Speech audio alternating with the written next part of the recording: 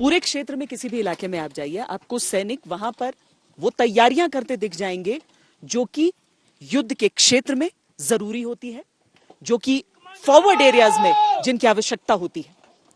इस तरह के जो अवरोध हैं वो मुमकिन है मिलेंगे नहीं, लेकिन हाँ कई दफा ऐसा तो होगा कि इतना ही पतला रास्ता होगा जिसके जरिए इन्हें आगे बढ़ना होगा और धावा बोलना होगा।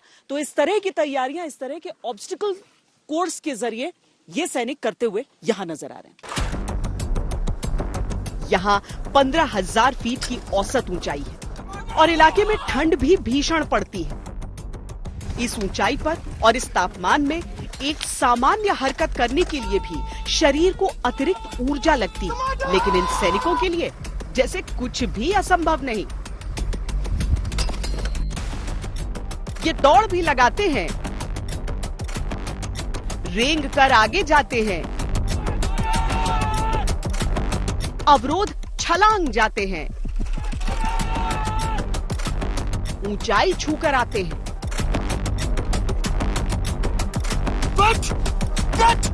सैनिक दुश्मनों से दो दो हाथ करने के लिए पूरी तरह तैयार हैं।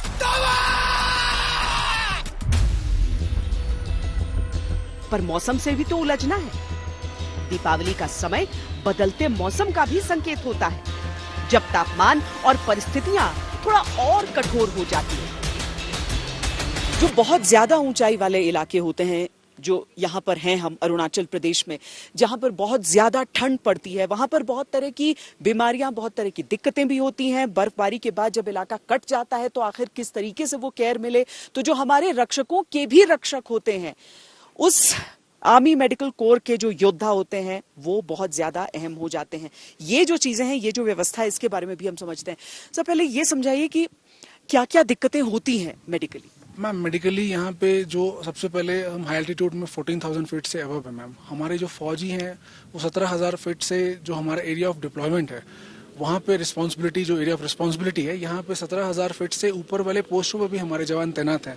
तो ऐसी जगह पे जो है हाई एल्टीट्यूड इलनेसेस के बड़े चांसेस होते हैं। पेट्रोलिंग्स भी होती रहती है मैम हमारी, तो उस समय हमें ज़्यादातर acute mountain sickness AMS, HAPO that is high altitude pulmonary oedema, और हैको की बीमारी जो है वो हमें मोस्ट कॉमनली यहाँ पे मिलती है, जो कि कई बार डेडली भी हो सकती हैं। जब काफी बर्फबारी हो जाती है इस इलाके में और एयर इवैक्यूएशन नहीं हो पाता है, उस समय जो पेशेंट अगर हमारा कोई हाई एल्टीट्यूड की वजह से दिक्कत में AMS है, हैपो है, तो उस समय हमारे पास एक हैपो चेम्बर बैग होता है, जो वन मैन हैपो बैग है। कई बार क्या होता है, अगर प्रेशर अचानक से चेंजेस होते हैं, क्योंकि अभी आप 14,000 में है, इसके अंदर जाने के बाद जब आपको प्रेशर 50 और 100 पे चला जाता है मैम, तो उसमें 2,000 to 3,000 फीट आप नीचे आ जाते हैं। तो उस डिसेंट जो फीलिंग यहाँ पे आ रही है, उसकी वजह से कई बार टिम्पैनिक मेम्ब्रेन में दर्द होने की समस्या हो सकती है एयर प्रेशर की वजह से। तो दैट्स वाई हम जो है वो इनको कान में जो है लगा के रखते हैं हेडफोन्स, की वो प्रेशर कान में उनको तकलीफ ना हो पेशेंट को मैम। तो ऐसे इसको अब बंद कर दिया गया।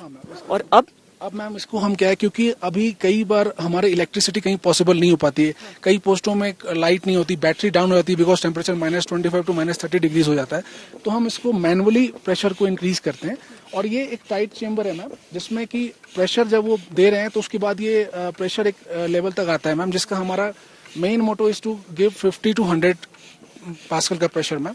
उसके बाद जो है वो एक बार जाने के बाद वी कैन कम्युनिकेट ऑल्सो, कि अगर हमारे कम्युनिकेट करना है इस पेशेंट के साथ, जैसे walkie talkie is there ma'am, अगर क्योंकि ये चेम्बर बंद है तो हम बात नहीं कर सकते, हम कम्युनिकेट नहीं कर सकते, तो उसके लिए जो है वो हम वॉकी टॉकी का इस्तेमाल करते हैं, कि पेशेंट की कंडीशन अब कैसी है, उसको पहले से क्या सुधार हुआ है या नहीं हुआ है, और वो कैसा महसूस कर रहा है।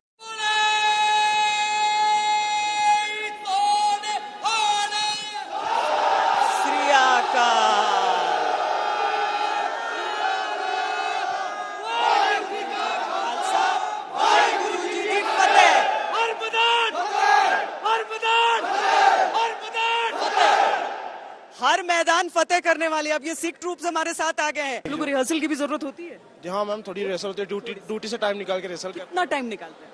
ड्यूटी से मिल जाता है टाइम, आधा घंटा मिल जाता है सिर्फ। हाँ मैम, उसी में होता है। हम तो 24 घंटे तैयार रहते हैं मैम। हम सेल्फ मोटिवेटेड हैं जी। Self motivated. दिवाली का त्योहार यहाँ पर मनाते हुए पूरे देश में सबकी छुट्टियां रहती हैं, थोड़ा तो मन में लगता होगा घर जाते। हाँ लगता तो है, लेकिन मैम ये भी हमारा परिवार है, तो यहाँ पे रल मिल के सभी मनाते हैं त्योहार को। तो थोड़ी सी और हम जरा इनकी ड्यूटी की तस्वीरें दिखाते हैं आपको, क्योंकि ये जो पूरा इलाका हो जाता है न सिर्फ मौसम के हिसाब से, न सिर्फ दुश्मन के हिसाब से, बल्कि जिस तरह की परिस्थितियां यहाँ पर रहती हैं उसके हिसाब से बहुत ज्यादा कठिन है। लेकिन इन हौसलों के आगे कौन सी कठिनाई टिक सकती है?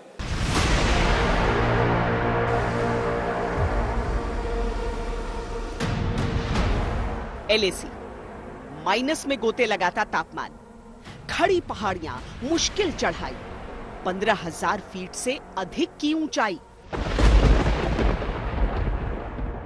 बारिश, तूफान और इन सब के आगे अड़ते, मुश्किलों से लड़ते भारतीय सेना के जवान।